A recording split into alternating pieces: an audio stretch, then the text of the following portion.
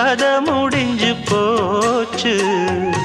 ஈசான மூலையில லேசான பள்ளி சத்தம் மாமன் பேர சொல்லி பேசுது. ஆறாத சோகந்தன்ன தீராம சேர்த்து வச்சு ஊரும் சேர்ந்து என்ன ஏசுது.